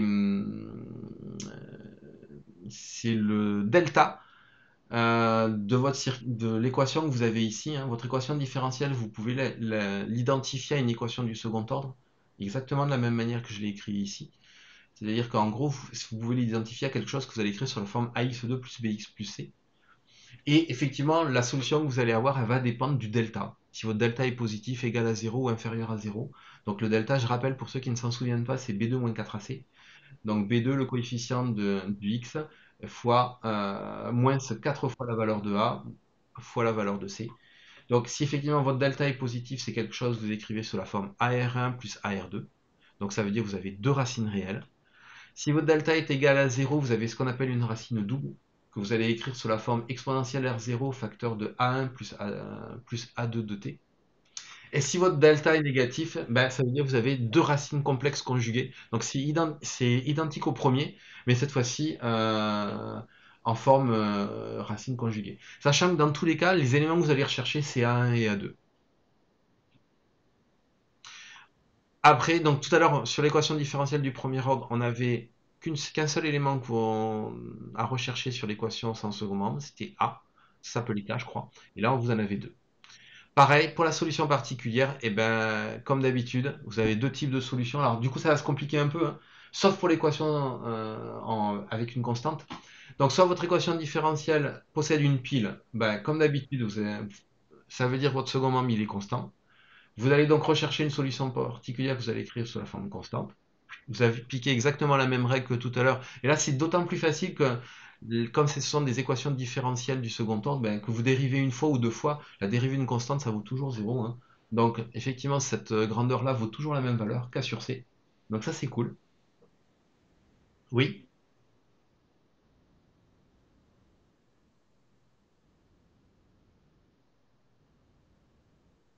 bah, ce que tu es en train de dire est idiot.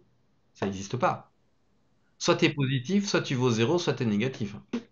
Moi, je suis désolé, hein. Dans le corps des complexes, dans C ou dans R, alors dans ce cas-là, on va parler de R, mais dans le corps des complexes, soit tu es positif, soit tu es négatif, soit tu es égal à 0, hein. Il n'y a pas autre chose. Ben, delta, il est dans le corps des réels. Donc, hein, on est d'accord.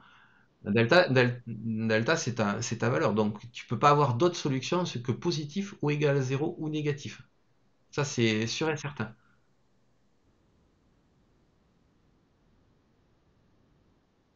Après, oui, mais de toute façon, ton delta, il ne peut être que réel. Tes solutions vont devenir complexes éventuellement. Ça, c'est un autre problème. Tes solutions elles peuvent devenir complexes. Mais en aucun cas, effectivement, ton delta ne peut être autre chose qu'un élément réel. De toute façon, A étant réel, B étant réel, C étant réel, le produit, quelle qu'en soit la forme que tu lui donnes dans ce produit, et dans le cas de l'équation caractéristique, c'est du B2-4AC, ça ne peut être que complexe, que réel, pardon. Ça ne peut pas être autre chose. D'accord? Donc du coup, je continue ce que je disais. Donc pour le second membre en constant, c'est facile. Pour le second membre en qui est connecté sur un réseau électrique, c'est-à-dire une fonction sinus, bah, vous allez appliquer exactement la même manière. Hein. Donc vous avez remarqué là cette fois-ci, je l'ai écrit correctement, mon second membre, A1 sinus oméga t plus A2 cosinus oméga t. Alors, c'est juste un pouillème plus compliqué parce qu'effectivement, vous allez faire une dérivée seconde cette fois-ci. Tout à l'heure, vous aviez qu'une dérivée première, mais cette fois-ci, vous allez jusqu'à la dérivée seconde. Donc, c'est ce que je vous ai écrit ici. Puisque c'est une solution particulière, elle est forcément solution de l'équation différentielle. Donc, vous pouvez le remplacer dans l'équation différentielle et elle devrait être égale à k sinus oméga t. Donc, c'est exactement ce que je vous ai écrit ici. Hein. C'est a facteur de la dérivée seconde de la solution particulière plus b fois la dérivée première plus c fois la fonction qui est égale à sinus oméga t. Donc, cette fois-ci, il va falloir dériver vos fonctions trigonométriques, pas simplement une fois, mais deux fois. Donc c'est exactement ce que j'ai fait là. Donc du coup, vous avez des oméga carrés qui apparaissent. Donc ça, je vous laisse le faire tranquillou. Et pareil, hein, de la même manière, hein, vous allez avoir donc vous allez faire une identification, c'est-à-dire factoriser dans un premier temps par les sinus côté gauche, par les sinus et par les cosinus. Donc vous allez vous retrouver avec la magnifique et merveilleuse équation que vous avez ici. Hein, c'est la dernière que vous avez. Moins A à 1 oméga carré, moins B à 2 oméga, plus C à 1 facteur de sinus oméga t, plus blablabla. Donc, et vous allez identifier vos deux éléments. Donc, les sinus, le coefficient du sinus ici est égal au coefficient du sinus de la réalité, donc va être égal à k. Et le coefficient du cosinus qui se trouve ici va être égal au coefficient du cosinus qui se trouve à droite. Ah, il n'y en a pas. Donc, il va être égal à 0. Donc, ça veut dire effectivement, comme tout à l'heure, vous allez vous retrouver avec un système avec deux équations, deux inconnues, qui va être un petit peu plus, un peu moins fun que tout à l'heure. C'est bon?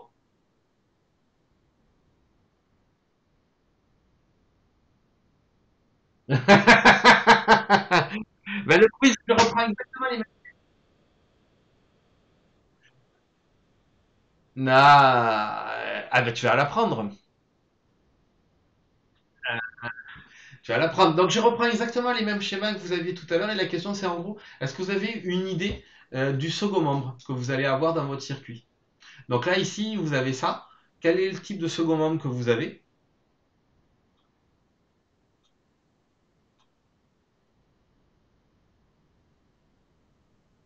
Ah non, non, non, je laisse réfléchir un peu mes étudiants un peu. Sinon c'est pas amusant. Hein. Faut que je... faut... faut que vous réfléchissiez. Ah sinon je vais m'ennuyer moi. Allez, qu'est-ce que je vais mettre?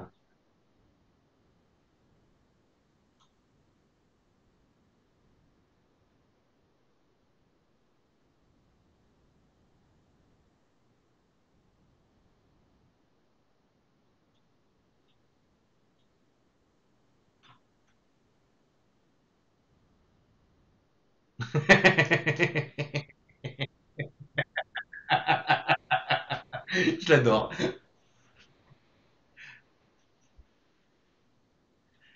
Après, réfléchissez. On est d'accord, vous devez rechercher les sources. Donc, regardez pour chacun des schémas que vous avez. Est-ce que vous avez des sources oui ou non?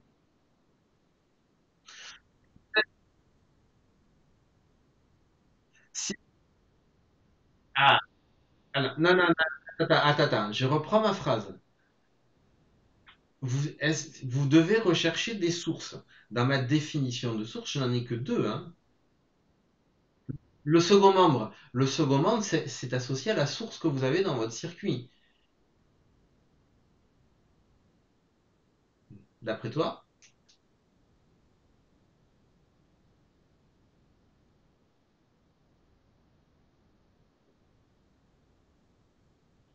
Exactement. La source, c'est un objet qui est capable de délivrer à un moment ou à un autre une certaine grandeur électrique dans ton circuit, mais de manière continue. Donc, soit ta fonction sinusoïdale, elle va te le faire tout le temps, soit elle va pas te le faire.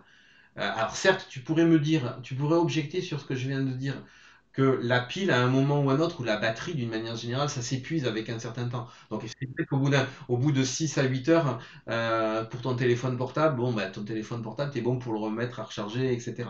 Sauf qu'effectivement, pour la durée que nous, on va regarder, hein, c'est quelques secondes pour l'instant, ton élément reste à peu près constant.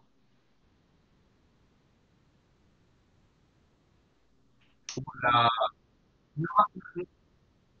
ne rentre pas sur ce sujet-là avec moi. J'ai travaillé pendant ma thèse pendant 3 ans sur les structures de condensateurs, sur les systèmes de stockage associés au condensateur et la fiabilité du condensateur. Je pourrais en parler pendant des heures. Donc là, on parle d'une source au sens source générateur.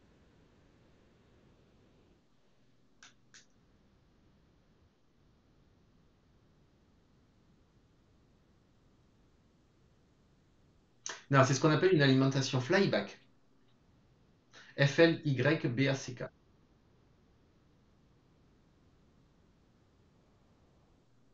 Bah, c'est là, juste l'alimentation de ton ordinateur.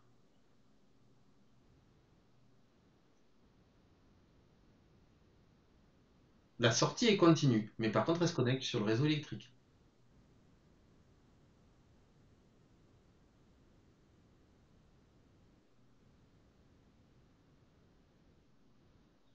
Pas du tout.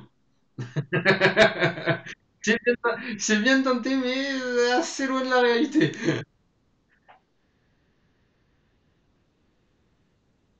Alors, on discutera plus tard. Répondez à mes questions, que je clôture cette partie-là, que je clôture le chapitre. Examen. C'est bon, vous avez tous terminé?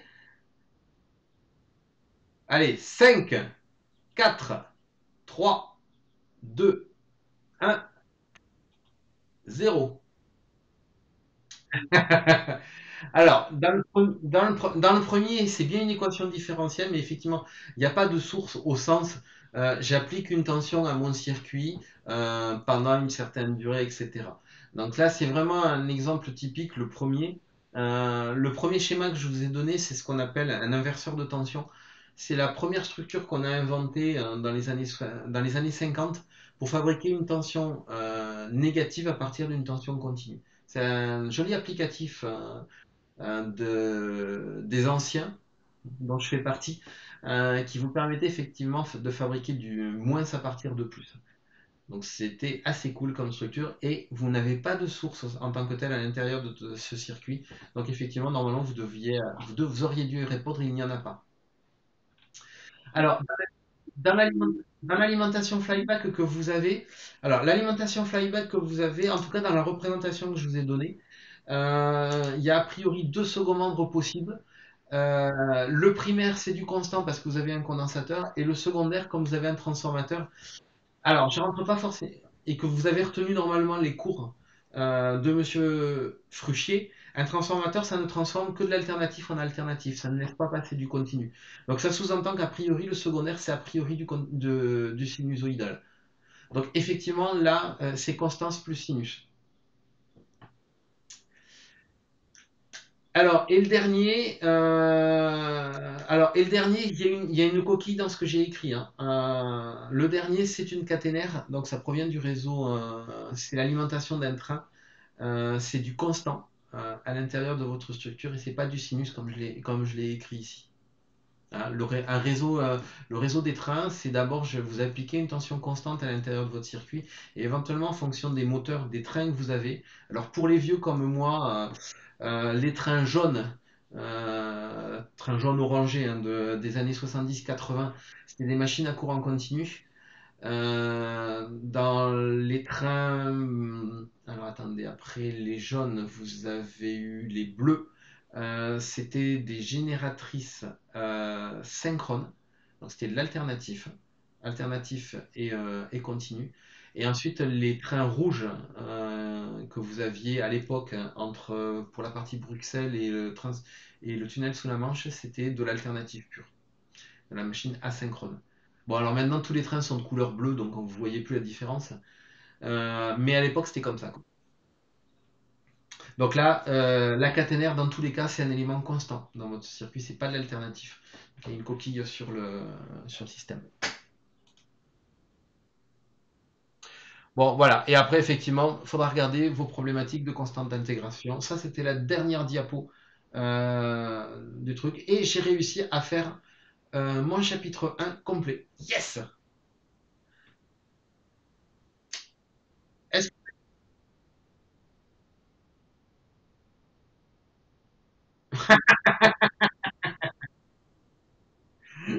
Donc, alors, pour la question qui m'a été posée sur le chat, je rappelle que le support de cours, tu l'as directement sur la plateforme. Donc, tu peux le récupérer directement. Ouais. Ouais. En disant Thierry Talbert, mon Dieu. Euh, alors pas mon Dieu, mon espace Dieu, hein, on est là. Bon. Donc, allez, on a terminé la première partie. Donc, ça veut dire qu'on se revoit, a priori, là, ben, sauf erreur de ma part, c'est la semaine prochaine. Hein. Donc, semaine prochaine, eh ben, on va faire la suite de la partie d'électronique de puissance. Donc, on va faire ensemble la partie de la méthodologie.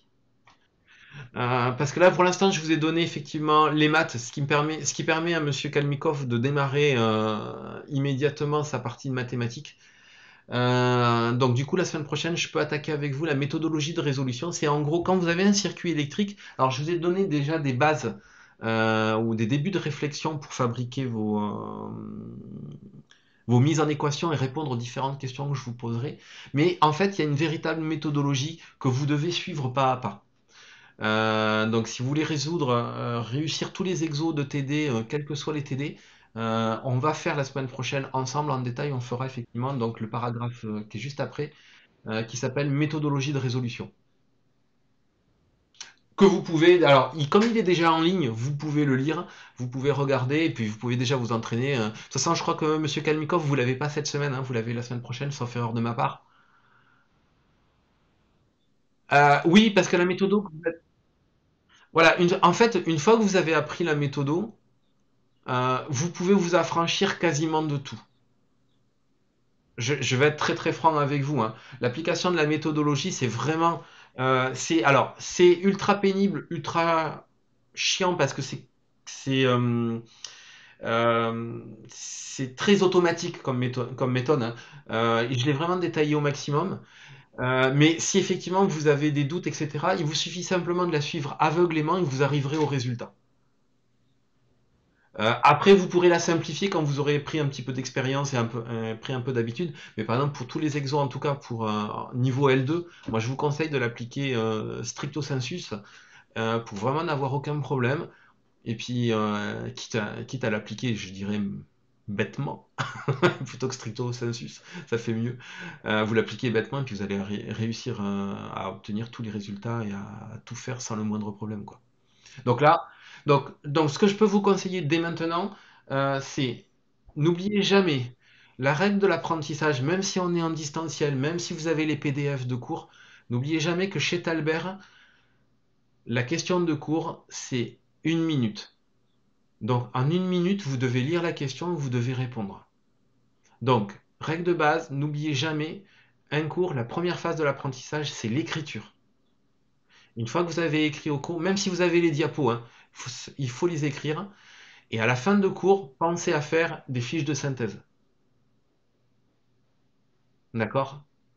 Si vous voulez pouvoir vous en sortir, c'est la meilleure et la seule en fait manière que vous ayez pour le faire. Surtout que là en plus on est en distanciel. Donc je serai à côté de vous dans la salle de cours, je pourrais vous jeter des objets parce que vous écrivez pas les équations, etc. Mais pensez effectivement là, vous pouvez le faire tranquillou. Vous pouvez le relire, vous pouvez d'ailleurs fabriquer même, pourquoi pas, les fiches de synthèse à partir des QCM, évaluation à résoudre, évaluation de cours. Euh, voilà, pensez bien à écrire d'abord et toujours écrire.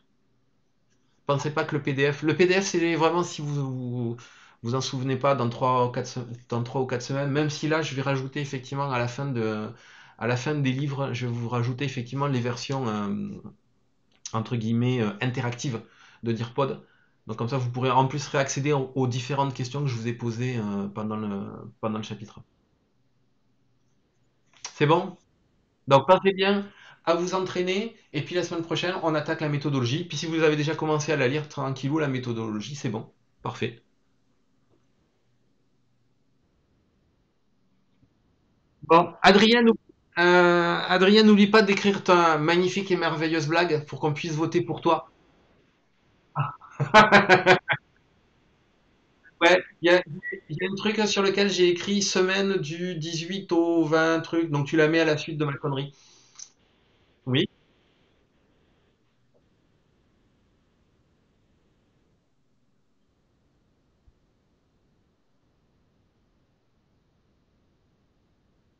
Pourquoi? Qu'est-ce qu'il a fait? Ah,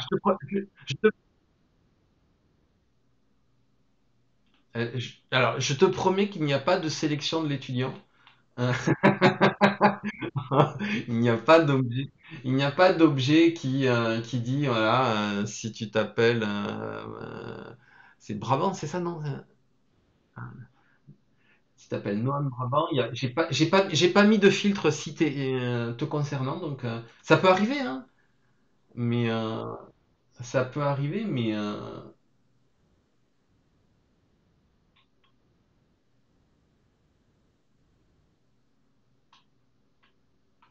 et oui, c'est vrai que je te vois pas, je vois pas. Ok, attends, bouge pas, je vais t'envoyer je vais t'envoyer sur le code. Tac. Quel est le code pour les L2? Tac. Et je te l'ai mis dans le chat. Comme ça, tu pourras revenir avec nous. Tu pourras revenir tranquillou. C'est bon? Bon, voilà. Donc, vous allez retrouver la vidéo sur la chaîne YouTube si vous en avez besoin, si vous avez des doutes. Sans la musique d'ascenseur, on est bien d'accord. Attends. Alors, il y a une chose que je peux faire si tu veux. Je peux te la mettre en musique de fin.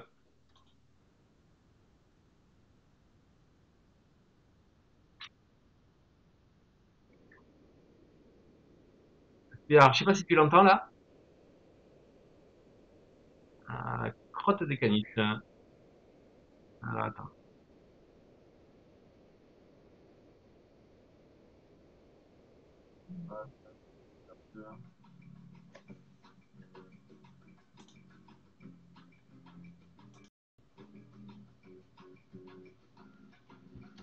Ah, je l'ai encore envoyé au mauvais endroit.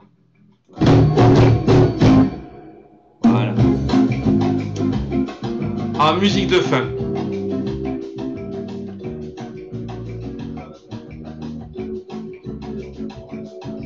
Et du coup, j'entends plus mes étudiants parler.